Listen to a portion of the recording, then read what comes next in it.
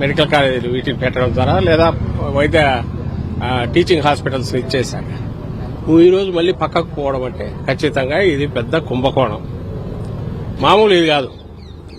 రెండవ కుంభకోణం salaries 2 years pay చేస్తాను. అసలు నువ్వు నడపడానికి నువ్వు వదిలేయడం కాకుండా ఎదురిచ్చి ఒక పక్క డబ్బులు లేవంటున్నావు. మళ్ళీ ఇప్పుడు ఈ 10 మెడికల్ కాలేజీలు అంటే సంవత్సరానికి 800 కోట్లు ఖర్చు అవుతుంది. కాలేజీకి 80 కోట్లు అనుకుంటే 800 కోట్లు 10 కాలేజీలకు నెల సంవత్సరానికి.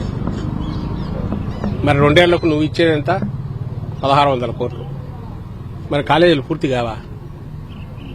ఎందుకు చేయలేకపోతున్నావు? ఇవి లేకుండా నువ్వు కార్పొరేట్ వైద్యము, కాస్ట్లీ వైద్యం దాన్ని ఎట్లా కంట్రోల్ చేస్తావు?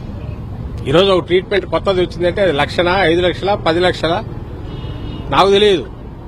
వాళ్ళు ఎంత చెప్తే అతను కట్టాలి. ఎందుకంటే మనకు ఐడియా ఉండదు. ఆ చెక్స్ అండ్ బ్యాలెన్సెస్ లో చెక్ చేయగలిగిన సిస్టమ్ ఏదంటే ప్రభుత్వం వైద్య సేవలు. ఇంకా ఇక్కడ మొదలు పెట్టాయని నాకు అనుమానం.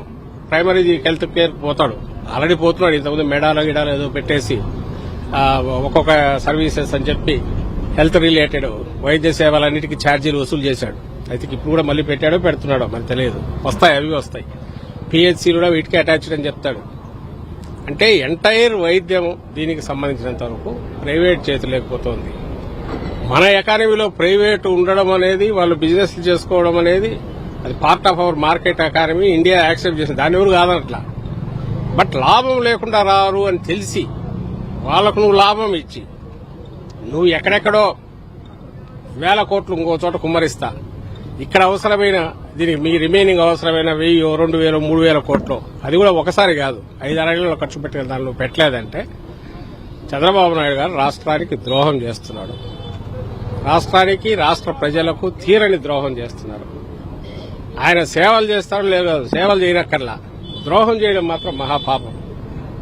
మనిషి అయినా కొంచెం భయమో ఏదో ఒకటి ఉండాలి. ఒంట్లో భయమన్నా ఉండాలా, అయ్యో నా వల్ల ఇంత నష్టం జరుగుతుంది అని ఉండాలా, పాప భీతి అయినా ఉండాలా.